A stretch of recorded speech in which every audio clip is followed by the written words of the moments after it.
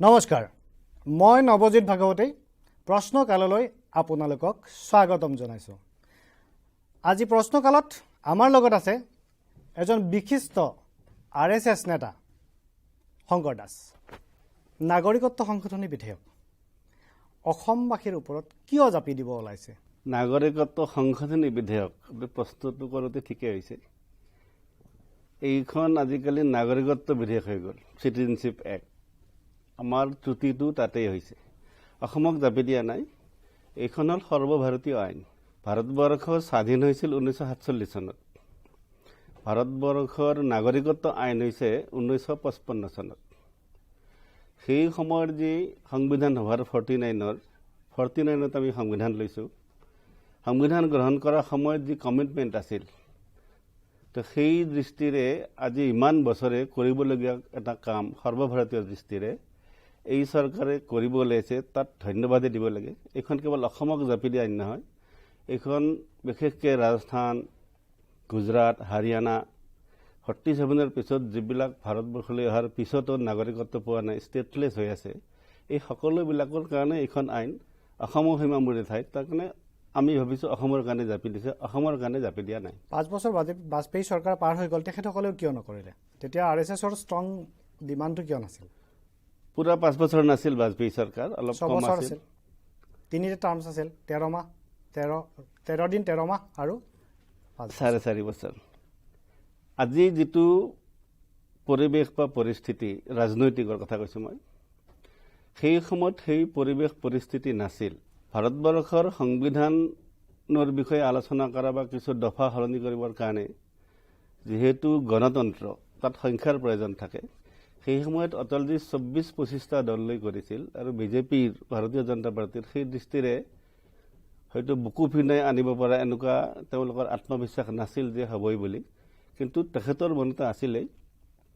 অসম আন্দোলনত কিদৰে বাজপেয়ীজী জড়িত আছিল, তেখেতৰ মৃত্যুৰ পিছত আমি দেখিছোঁ অসমৰ টিভিবিলাকে কেনেকৈ প্ৰচাৰ কৰিছিল।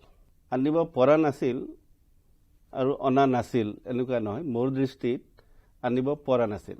ষ্টেটলেছ চিটিজেনখিনি যিহেতু 1950ৰ পৰাই আছিল, অৰ্থাৎ স্বাধীনতাৰ পাৰ্টিশ্যনৰ সময়ৰ পৰা আছিল, তেনে ক্ষেত্ৰত 2014 চনলৈ এই সময়সীমাটো যিখিনি বাংলাদেশী বুলি নহয়, বাংলাদেশ, আফগানিস্তান আৰু পাকিস্তানৰ পৰা যিখিনি অনা হ'ব, 2014 কৰা হ'ল কিয়? এইখিনিতে গোটেই কেব বুলিলে হয়তো এমেণ্ডমেণ্ট এক্ট, এই কথাটোত ৰাইজক খেলি মেলি লগোৱা হৈছে, লগাওঁ বুলি। আচল কথাটো কি? এইখন আইন, ভাৰতবৰ্ষৰ সংবিধানে সংসদক অধিকাৰ দিছে, প্ৰিন্সিপল এক্ট সলনি কৰিব নোৱাৰে। সংবিধানৰ প্ৰিয়াম্বুলত আছে। একমাত্ৰ ইন্দিৰা গান্ধী 1976 চনত প্ৰিয়াম্বুল সলাইছে। এইখন ধৰ্মনিৰপেক্ষ ৰাষ্ট্ৰ নাছিল। আগতে কি আছিল? হিন্দু ধৰ্মনিৰপেক্ষ শব্দটো নাছিল। এইখন আছিল আমাৰ সংবিধানত যিটো আছে, এইখন দেশ হ'ব গণতান্ত্ৰিক, সাৰ্বভৌম, অসমীয়াৰ শব্দটো এনেকুৱা ৰাষ্ট্ৰ। তাত ধৰ্মনিৰপেক্ষ শব্দটো নাছিল। সেইকাৰণে বহুতে আজিও ভুল কৰে, সংবিধানত, অৰিজিনেল সংবিধানত ধৰ্মনিৰপেক্ষ শব্দ নাই। তো ইন্দিৰা গান্ধী যেতিয়া দেখিছে যে সংখ্যালঘু বাদ দি তেওঁৰ আৰু ৰাজনীতি নচলিব, একমাত্ৰ সংখ্যালঘু অৰ্থাৎ মুছলমানক তোহন কৰিবৰ কাৰণে তেওঁ প্ৰিন্সিপল এক্ট সলনি কৰিছে। প্ৰিন্সিপল এক্ট সলনি কৰা অধিকাৰ সংবিধানে দিয়া নাই, আৰু তাৰ যিবিলাক ৰুলছ, উপধাৰা বুলি কওঁ আমি, এইবিলাক সলনি কৰা অধিকাৰ সংবিধানে দিছে। ইতিমধ্যে এইখন চিটিজেনশ্বিপ এক্ট 9 বাৰ সলনি হৈছে, এমেণ্ডমেণ্টৰ এমেণ্ডমেণ্ট, আৰু প্ৰত্যক্ষ চিটিজেন এক্টখন 7 বাৰ সলনি হৈছে। এইটো 10 নম্বৰ এইখন সংশোধনী কৰিবলৈ লৈছে। তো সেইকাৰণে 14লৈ অনাৰ কথা নাই, 19লৈতো আহি আছে। 14ৰ পৰা বন্ধ কৰাহে কথা। 71 চনত বন্ধটো নহ'ব তাৰমানে? 71 চনত বন্ধ হোৱাৰ কথা থাকিব নালাগে। ভাৰতবৰ্ষৰ সংবিধান সভাত কমিটমেণ্ট আছিল, যিমান খেলি মেলিৰ মাজত এই দুইখন দেশৰ বিভাজন হ'ল, দেশখনৰ বিভাজন হৈ দুখন দেশ হ'ল। নেহৰুলীয়াগত পেক্টত কি আছে? 2টা মুখ্য কথা আছে। এটা মুখ্য কথা আছে যে তাত থকা সংখ্যালঘুক সেই চৰকাৰে সংৰক্ষণ দিব, ইয়াত থকা সংখ্যালঘুক এই চৰকাৰে সংৰক্ষণ দিব। আমিতো গণতান্ত্ৰিক দেশ ঘোষণা কৰিলোঁ, আমি ইয়াত মাইনৰিটি কমিশ্যন কৰিলোঁ, মাইনৰিটিৰ কাৰণে সকলো সুবিধা আমি প্ৰভাইড কৰিলোঁ, আৰু পাকিস্তান মুছলিম দেশ ঘোষণা কৰিলে। পৰৱৰ্তী সময়ত বাংলাদেশ মুছলিম দেশ নাছিল যদিও 2009 তেওঁলোকে সলনি কৰিছে আৰু সেইখন কোৰাণৰ মতেই চলিছিল আগতেও এতিয়া আৰু বাংলাদেশো ধৰ্মনিৰপেক্ষ দেশ হৈ থকা নাই অৰিজিন যদিও ধৰ্মনিৰপেক্ষ দেশ আছিল তাত কমিটমেণ্ট আছিল যে যি খেলি মেলিৰ মাজত বিভাজন হৈছে যেহেতু বিভাজনৰ পিছত সেই ৰাষ্ট্ৰীয়তাত সংখ্যালঘুক নিৰাপত্তা দিব পৰা নাই 47 পৰা 50 যিটো ভয়ংকৰ চিনেমাত আহিছে দেখিছে তাত কি অৱস্থা কৰিছে হিন্দুৰ সৌহিদিনা মই মেঘালয়ত মিটিং কৰি আহিছোঁ আমপাত্তিৰ ওচৰত মুকুল চাংমাৰ ঘৰৰ ওচৰত তাত পাতিছিল তেওঁলোকে হাজং সন্মিলন হাজং প্ৰতিনিধি বাংলাদেশৰ পৰা আহিছে 10,000 হাজং আহিছে ভয়ংকৰ অত্যাচাৰ আজি হয়তো বৰ্ণনা কৰিছে তাত সেই কমিটমেণ্টৰ আধাৰত চৰকাৰে আগতেই কৰিব লাগিছিল এই যিবিলাক বিভাজনৰ ফলত অহা ভাৰতলৈ কাৰণ এওঁলোকৰ পূৰ্বপুৰুষে আমাৰ নিচিনা স্বাধীনতাৰ কাৰণে যুঁজ কৰিছিল তেওঁলোকৰতো দুখ নাই তেওঁলোকে গম পাইছে আমি স্বাধীন হ'লোঁ কিন্তু আমি বিদেশত সেইকাৰণে সংবিধান সভাত আলোচনা হৈছিল আমাৰ দেশৰ সকলো ইভিন জৱাহৰলাল নেহৰুৱে কৈছিল যে তেওঁলোক আমাৰ দেশৰে তেওঁলোকক নাগৰিকত্ব দিয়া আমাৰ এইটো নৈতিক কৰ্তব্য সুচেতা কৃপালিনী মাষ্টাৰ তাৰা সিং চৰ্দাৰ বল্লভভাই পেটেল তেওঁলোকৰ গোটেই যদি সংবিধান সভাৰ যিটো প্ৰচিডিং চাই তাত কমিটমেণ্ট কৰা আছে আচলতে আগৰ চৰকাৰে কৰিব লাগিছিল কৰা নাই এই চৰকাৰে 2-3টা কাৰণ থাকিব পাৰে মোৰ দৃষ্টিৰে আজি বিভিন্ন দেশত আইচিছৰ কথা কওঁ বকো হাৰামৰ কথা কওঁ তাৰ অত্যাচাৰত যিবিলাক উৎপীড়িত নিপীড়িত হৈছে তেওঁলোকে বিভিন্ন দেশলৈ ভগনীয়া হৈ আহিছে ইণ্টাৰনেশ্যনেল চুক্তিৰ আধাৰত এইবিলাকক ৰিফিউজি যি আইন আছে তাৰ আধাৰত অন্য দেশে শৰণ দিব লাগে ইভেনে বাউণ্ডো কৰিব পাৰে আমেৰিকা বা ইত্যাদি বা ইউৰোপীয়ান যিবিলাক কাণ্ট্ৰি আছে তেওঁলোকৰ গণতান্ত্ৰিক ব্যৱস্থাটো মসৃণ আমাৰ নিচিনা কাৰোবাক শোষণ কৰা এনেকুৱা নাই তো তেওঁলোকে আৰামত দিছে কিন্তু কোনো মুছলিম কাণ্ট্ৰিয়ে মুছলমান মানুহক কিন্তু শৰণ দিয়া নাই খ্ৰীষ্টানখিনিয়ে দিছে তো ভাৰতবৰ্ষ ইমান বিশাল দেশ ইয়াত আমাৰ ৰাষ্ট্ৰীয় নাগৰিকৰ হিচাপৰে ব্যৱস্থা নাই যোন আহে অতিথিৰ নিচিনা আহে গতিকে আমাৰ ৰোহিংগীয়া আহিছে আমি কোনোবাই সমৰ্থন কৰিছোঁ কোনোবাই বিৰোধ কৰিছোঁ কিন্তু এনেকুৱা ৰোহিংগীয়াক সমৰ্থন কৰোঁ এই কমিটমেণ্ট যিটো আছিল আমাৰ সংবিধান সভাৰ সেইটো আমি পালন নকৰোঁ এই খেলিমেলিটো হৈছে তাত এইখন আইন আহিলে ভৱিষ্যতে ভাৰতবৰ্ষই মই ভাবোঁ এনেকুৱা যদি ক'ৰবাত আৰু ভয়ংকৰ অত্যাচাৰ হয় কোনোবা মানুহৰ ওপৰত তেওঁলোক যদি উদ্বাস্তু হৈ ৰিফিউজ হৈ ইয়ালৈ আহিবলগীয়া হয় এই আইন পাছ হোৱাৰ পিছত আমি বুকু ফিনাই ক'ব পাৰিম যে 3খন দেশৰ বজা আমি লৈছোঁ আৰু আমি বজা ল'ব নোৱাৰোঁ এই অনত বুকু ফিনাই ক'ব পাৰিম অসমৰ ক্ষেত্ৰত বিদেশী ইছ্যুটোলৈ সদায় এটা সুকীয়া দৃষ্টিভংগী হৈছে সেইটো গোপীনাথ বৰদলৈ দেৱৰ পৰা আৰম্ভ হৈ পেলাই এতিয়ালৈকে আছে আনকি 6 বছৰীয়া আন্দোলন হ'ল যিটো ভাৰতবৰ্ষৰ ক'তো হোৱা নাই ইয়াত চুক্তি এখন হ'ল যিটো ভাৰতবৰ্ষৰ ক'তো হোৱা নাই সেইটো 1971 চনৰ যিটো সীমা 24 মাৰ্চ দিয়া হৈছে যদিও চুক্তিত 1966 চনৰ 1 জানুৱাৰী বুলি উল্লেখ আছে এনেকুৱা ক'তো হোৱা নাই কেৱল অসমত হৈছে নাগৰিকত্ব সংশোধনী বিধেয়কখন যেতিয়া উত্থাপন কৰা হ'ল অসমৰ এই বিষয়বিলাক কিয় সুকীয়াকৈ বিবেচনা নকৰিলে কেন্দ্ৰই অসম সদায় সুকীয়া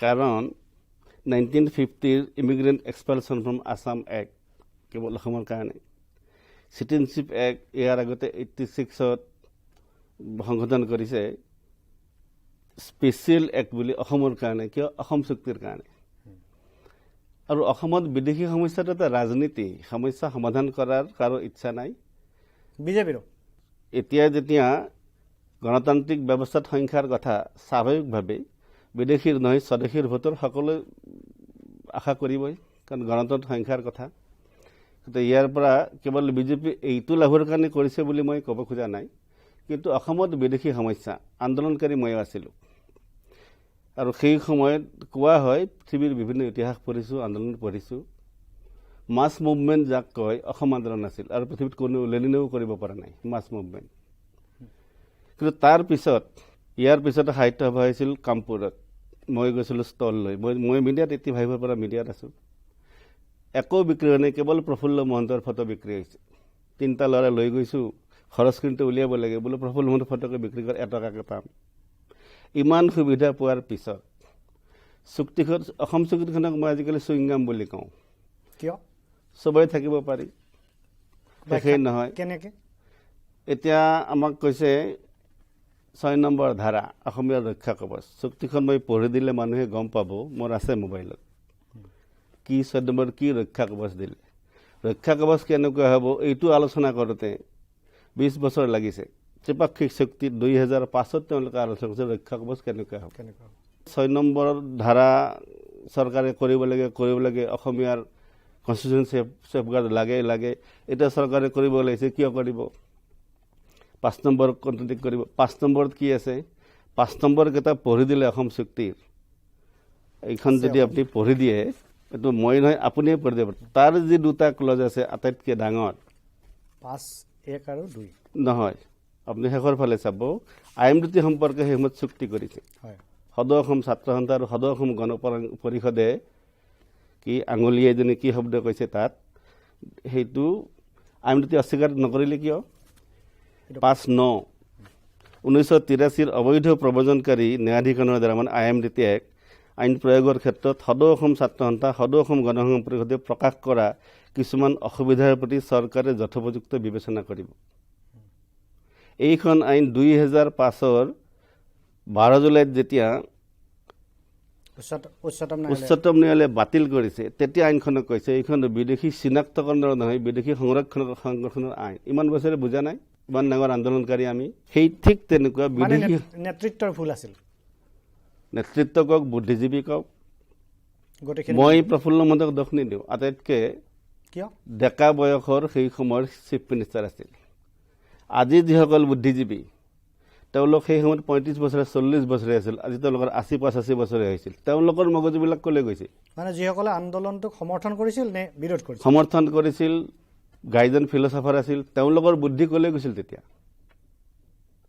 সেইকাৰণে মই কেৱল প্ৰফুল্ল মহন্তক দোষ নিদিওঁ কাৰণ 25 বছৰ বয়সত আমাৰো মগজুৰ কিমান বিকাশতে বাকী সমস্যাৰ কিমান মূল্যাংকন কৰিব পাৰোঁ আমাৰ এটা ধাৰণা থাকে কিন্তু সেই সময়তো এইবিলাকে আছিল গাইজন ফিলচফাৰ আজি যিবিলাক তেওঁলোকৰ লগত আছে অসম আন্দোলনত আৰএছএছৰ ভূমিকা কি আছিল আমি শুনি থাকো যে বা সেই সময়ত থকা মানুহখিনি জানে যে বাজপেয়ী ডাঙৰীয়া আৰু লালকৃষ্ণ আদৱানী ডাঙৰীয়া তেতিয়া আহি বহুখিনি কাম অসম আন্দোলনত সমৰ্থন কৰিছিল কিন্তু আৰএছএছৰ ভূমিকাটো কি আছিল কি কৰিছিল কিতাপবিলাক যদি পঢ়ে অসম আন্দোলনৰ বিষয়ে তাত বোধহয় 2-3জন মানে লিখিছে অসম আন্দোলনত আৰএছএছৰ ভূমিকা ৰহস্যজনক আছিল ৰহস্যজনক মুঠেও নাই অসম আন্দোলন হোৱাৰ পিছত যেতিয়া পৰিস্থিতি ভয়ংকৰ ৰূপ ললে বহিৰাগত খানা আন্দোলন অনা অসমীয়াৰ ওপৰত অত্যাচাৰ হল পাঞ্জাবী বাদ দি মোৰ যিমান দূৰ মনত আছে প্ৰথমে বহিৰাগত আন্দোলনেই আছিল বহিৰাগত আন্দোলন আছিল কাৰণ বাহিৰৰ পৰা অহা সকলোবিলাক যাব লাগিব তেতিয়া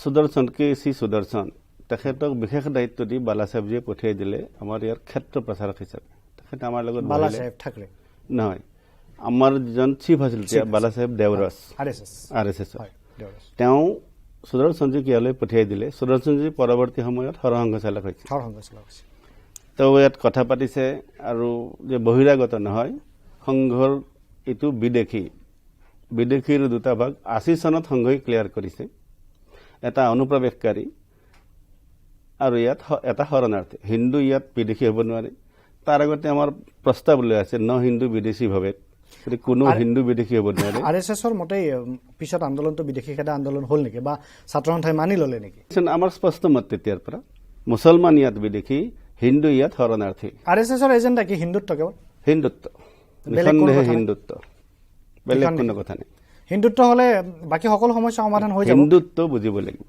হিন্দুত্ব মানে হিন্দু মানুহ নহয় আৰএছএছৰ হিন্দুত্ব বাৰ বাৰ সকলে এইকাৰণে আৰএছএছক সাম্প্ৰদায়িক বা ইত্যাদি বুলি কয় আৰএছএছৰ হিন্দুত্বৰ ডেফিনেশ্যন হিন্দু এটা ধৰ্ম নহয় ৱে অফ লাইফ হিন্দু এইটো ৱে অফ লাইফ মুছলমান কিয় নহয় খ্ৰীষ্টান কিয় নহয় খ্ৰীষ্টান হিন্দু ইয়াত যেনেকৈ চিৰিয়ান গীৰ্জা আছে আমি কৈছো হিন্দু গীৰ্জা কিয় নহয় হিন্দু গীৰ্জা আপুনি যদি ত্ৰিমাণ্ডমত যাই দেখা পাব হিন্দু গীৰ্জা আছে হিন্দু গীৰ্জা মানে তাৰ খ্ৰীষ্টানসকল যায় নে হিন্দুসকল যায় হিন্দু হবৰ কাৰণে নামঘৰ মন্দিৰত যাব নালাগে শংকৰ সংঘ হলে যেনেকুৱা নাম গাব লাগিব বা বলি বিধান অনুযায়ী বলি দিব লাগিব এনেকুৱা হোৱাটো হিন্দু নুবুজে মুছলমানো হিন্দু হ'ব পাৰে এই দেশৰ উত্থান পতনৰ লগত যাৰ সম্পৰ্ক আছে এই দেশৰ সুখ দুখৰ লগত যি সমভাগী আৰএছএছ বুলি ক'লে এতিয়াও অতি কট্টৰবাদী যাক একাংশই মৌলবাদী মুছলমানৰ লগতে তুলনা কৰে যে মৌলবাদী হিন্দু মানে হ'ল RSS।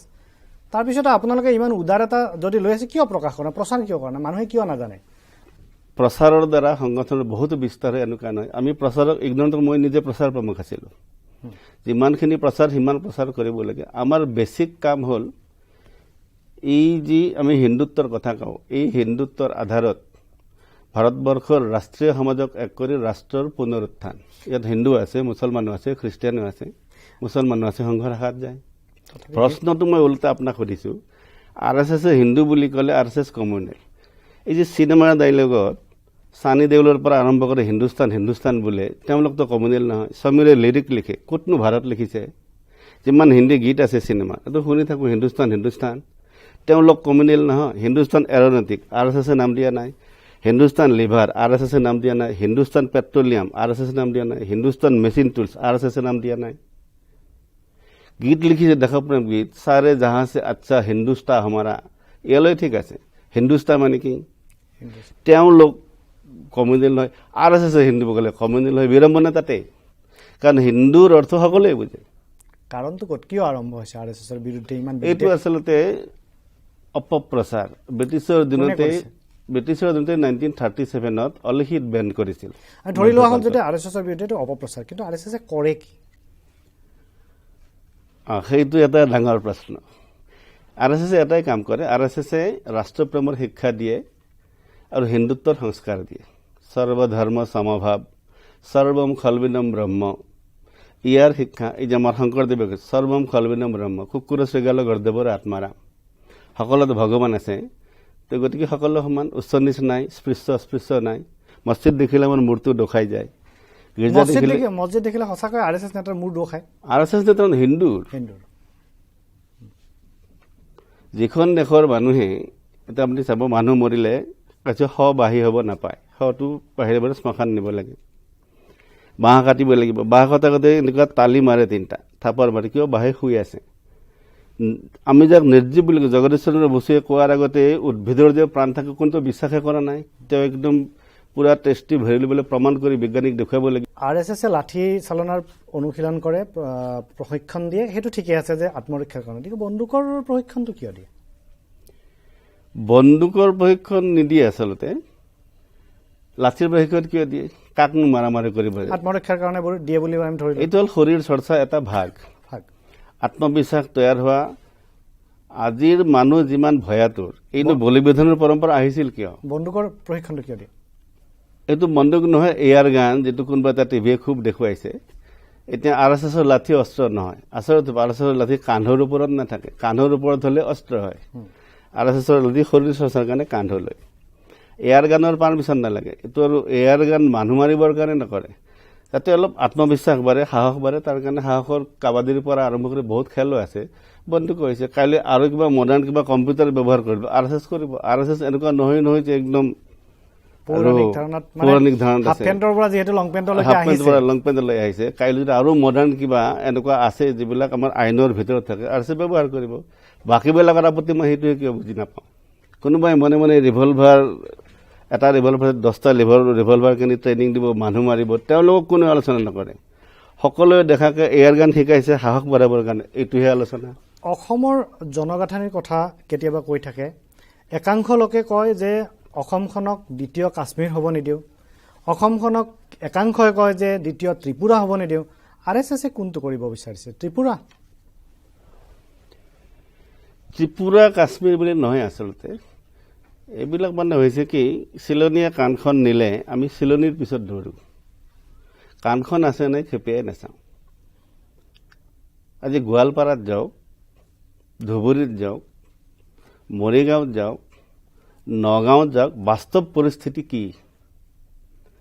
সেইকাৰণে কোনোবাই কয় মানে দ্বিতীয় কাশ্মীৰ হ'ব নিদিয়ে। কিয় নিদিয়ে? কাৰণ কাশ্মীৰৰ কি অৱস্থা সেইটো ভালকে নাজানে।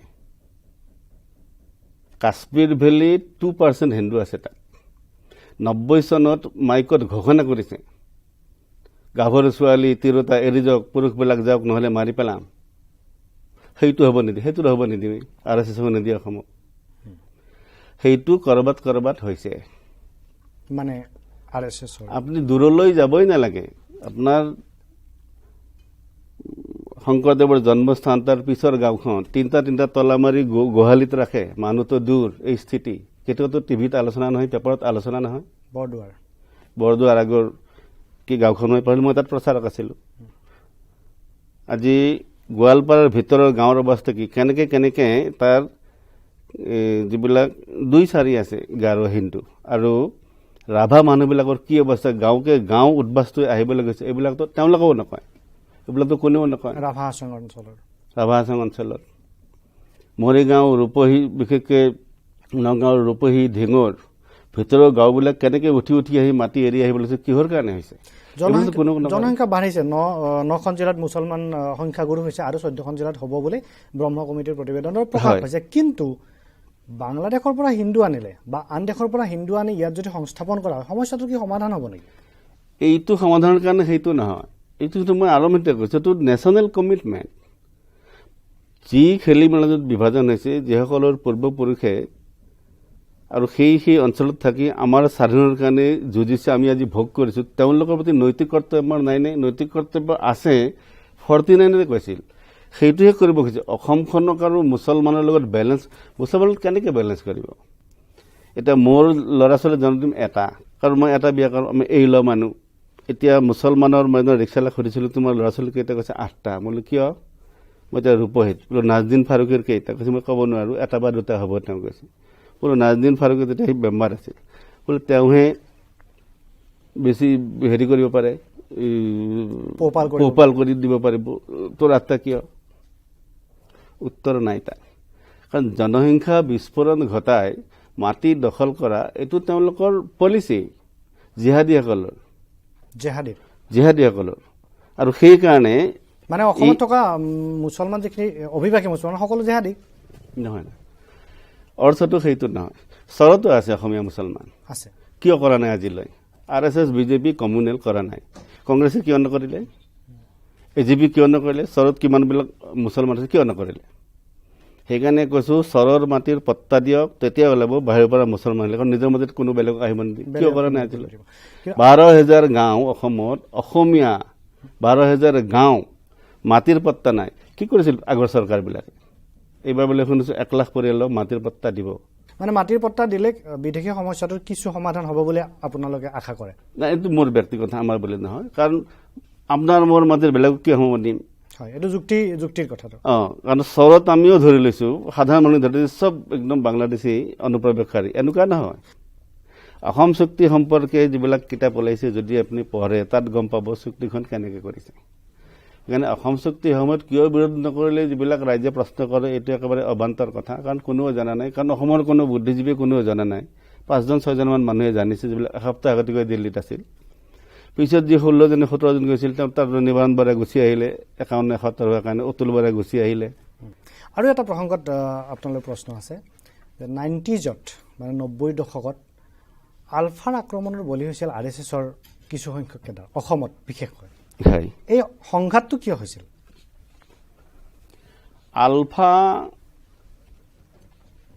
আলফাৰ যিটো চিন্তাধাৰা এইটো না অসমীয়া চিন্তাধাৰা নে ভাৰতীয় চিন্তাধাৰা যিবিলাক আলফা ধৰা পৰিছে হাতত দাস কেপিটেল থাকে মহাভাৰত বাইবেল গীতা কৰান্তে নাথাকে দাস কেপিটেল থাকে তাৰ মানে কি সেইকাৰণে গোটেই বামপন্থী চিন্তাধাৰা বিশেষকৈ নক্সালাইটবিলাকৰ দ্বাৰা প্ৰভাৱিত আছিল এইটো পৰৱৰ্তী সময়ত প্ৰথম যিজন সিদ্ধাৰ্থ ভট্টাচাৰ্য নেকি তেওঁ যে চাৰেণ্ডাৰ কৰিছিল কিতাপত লিখিছে তেওঁলোকৰ এইটো সময়ত খালিস্তান আন্দোলন সিদ্ধাৰ্থ ফুকন তেওঁলোকৰ খালিস্তান আন্দোলনৰ সময়ত এই সন্ত্ৰাসবাদীবিলাকৰ যোগাযোগ আছিল তাতেই ঠিক হৈছে RSSৰ প্ৰচাৰক মাৰিব লাগে প্ৰথমে কাৰণে নলবাৰীত মুৰলীধৰণক কিডনেপ কৰিছে আজিলৈ আলফাই স্বীকাৰ কৰা নাই মাৰি পেলাইছে বুলি তাৰপিছত কাৰ্যালয়তে আমাৰ পুনৰ এজন প্ৰচাৰক আহিছিল তেওঁক মাৰিছে ওম প্ৰকাশ চতুৰ্বেদী প্ৰাৰ্থনা কৰি থাকোঁতে পিকনিকৰ সময়ত ধুবুৰীত মাৰিছে প্ৰথম 3জন মাৰিছে তাৰপিছত দক্ষিণ অসমত ত্ৰিপুৰাত 4জন মাৰিছে আমাৰ শুক্লেশ্বৰক মাৰিলে কাৰণ তেওঁলোকৰ আমাৰ